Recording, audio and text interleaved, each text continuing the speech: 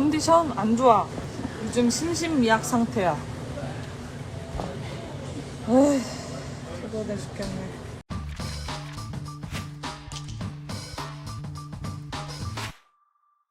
시청자 여러분 안녕하세요. 연예 대통령 이진호입니다. 기상캐스터 오요한나 씨를 둘러싼 직장 내 괴롭힘 문제가 여전히 논란의 중심 속에 있습니다. 유가족들이 고인의 유서와 카톡까지 공개를 하면서 논란에 불이 붙었는데요. 하지만 의혹의 중심에 선 당사자들은 여전히 아무런 문제 없이 방송을 이어가고 있습니다. MBC 측이 진상조사위원회까지 구성을 해서 조사가 시작된 만큼 결과가 나올 때까지 방송을 계속해서 이어가겠다라는 당사자들의 의지가 반영된 일이라고 합니다. 그러니까 결과적으로 당사자들이 관련 의혹에 대해서 전혀 인정하지 않고 있다라는 의미이기도 한데요. 실제로 핵심 가해자 의혹에선 선배 A씨의 경우에는 진상규명위원회에 오요한나 씨와 직접 나눴던 카톡 자료까지 제출을 하면서 반발에 나서고 있습니다. 그래서 오늘 방송에서는 대체 두 사람 간에 어떤 카톡들이 오고 갔는지, 그리고 직장 내 괴롭힘의 실체에 대해서 살펴보도록 하겠습니다. A씨가 카톡을 공개했어요. 이 카톡을 보면 두 사람의 관계가 상당히 좋아 보여요.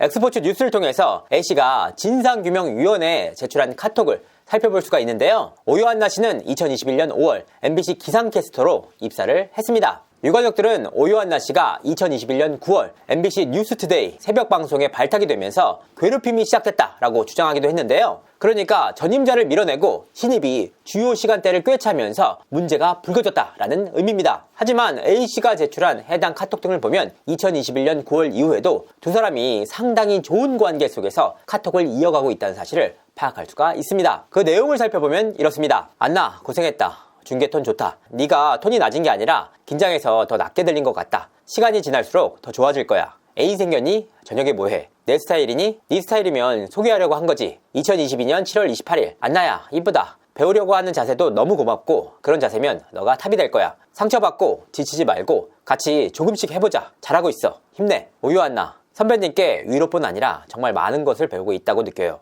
항상 존경합니다. 2023년 1월 12일 TVN 유퀴즈 출연 이후 고인의 라디오 무단결근 발생 이슈 당일 오요한나 절대 그럴 일 없습니다 선배님. A씨 너무 사건 사고가 많잖아. 선배들도 너무 불안해 안나야. 오요한나 죄송합니다. 그럴 일 만들지 않겠습니다. 더 긴장하고 정신 바짝 차리고 일하겠습니다 선배님. A씨 안나야 여기는 정말 자기관리가 중요해. 내가 너한테 이런 말 하는 게 맞는지 모르겠지만 언니 동생이라고 생각하고 얘기해주면 좋겠어. 어떤 일이든 마찬가지겠지만 네가 심성이 나쁜 애가 아닌데 성실도가 나쁘면 일하는 사람들은 나쁘다고 판단하는 거야. 그게 사고든 심적으로 힘든 것이든 뭐든 네 마음을 누구보다 잘 이해하는 것은 너의 동기 선배니까 더 의지하고 물어보고 잘할 수 있게 고민해보는 게 좋을 것 같아. 푹 쉬고 오늘 힘들었을 텐데 손도 상처 안 남게 잘 치료하고. 이 내용들만 보면 두 사람 사이에 갈등이 있었다고 보기는 상당히 어렵습니다. 다만 2023년 6월 11일 이후부터는 개인적인 사담보다는 일에 대한 지적과 대타 문제가 더욱더 많이 언급되고 있는데요. 특히 2024년 9월 7일에도 A씨는 오요한나 씨에게 추석 근무를 요청하는 내용이 담겼습니다. 이 카톡 내용이 왜 의미가 있느냐? 지난해 9월 15일 세상을 떠났던 오요한나 씨가 첫 번째로 극단적인 선택을 한 시점이 바로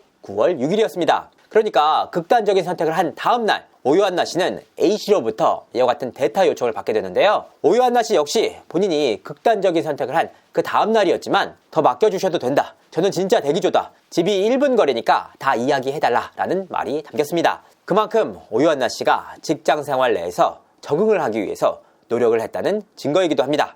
유가족들은 현재 어떤 입장인가요? 지난달 27일 첫 번째 공론화 이후 외삼촌과 오요한나 씨의 어머니가 적극적으로 자료를 공개하는 한편 인터뷰에까지 나선 바가 있는데요. 그만큼 고인의 억울한 부분을 밝히기 위해서 최선을 다했습니다. 다만 지난 5일을 기점으로 유가족들이 적극적인 인터뷰나 자료 공개 등은 자제하고 있는 상황인데요. 확인을 해보니까 MBC 측이 유가족들을 직접 찾아와서 관련 사안에 대해서 이야기를 나눴다고 합니다. 유가족들 입장에서는 MBC에 대한 신뢰도가 여전히 낮은 상황이지만 그래도 직접 찾아와서 이야기를 나눈 만큼 관련한 보도는 잠시나마 멈추고 지켜보겠다는 입장입니다. 사실 지금까지 공개된 카톡 자료와 고인의 유서만으로도 직장 내 괴롭힘 정황을 충분히 확인할 수 있는 상황이기 때문입니다. 이후 유가족 측은 한 기상캐스터의 실명을 언급하면서 직접적인 가해자는 아니다라는 입장을 전하기도 했습니다. 이 부분은 그간 유족들이 밝혀왔던 인터뷰와 궤를 달리하는 내용인데요. 유가족들은 앞서 직접적으로 괴롭힌 인물들과 그 배후에 있는 인물들을 하나하나 언급한 바가 있기 때문입니다. 오요한나 씨가 고인이 되기 전에 진행한 라이브 방송이 있다고 들었어요.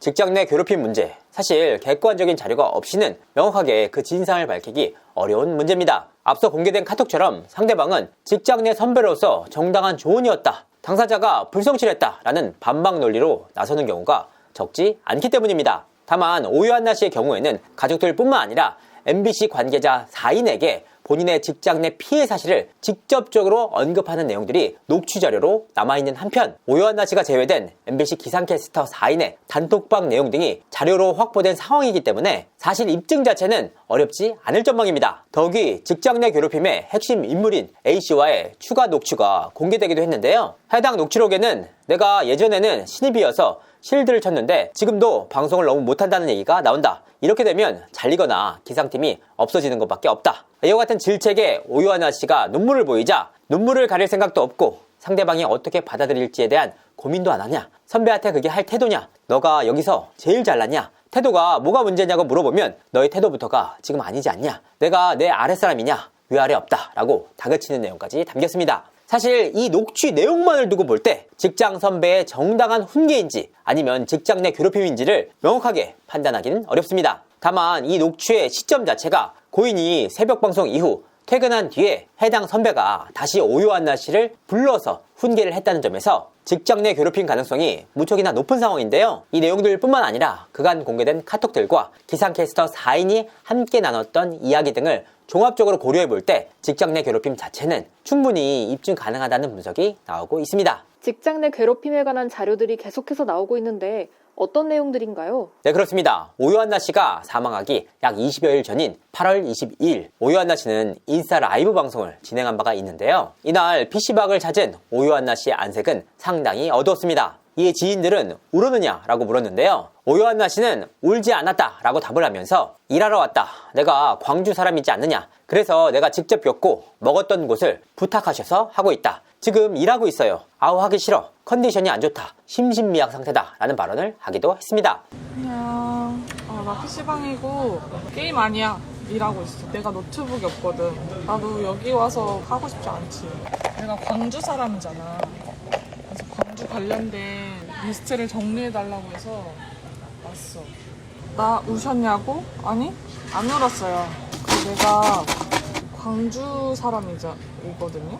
그래서 광주를 소개할 그거를 할 건데 내가 로컬이잖아.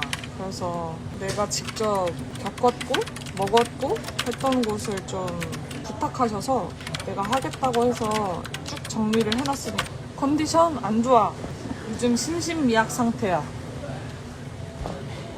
에휴, 피곤해 죽겠네. 이 정도로 정리했으면 최선 다한 거지 뭐.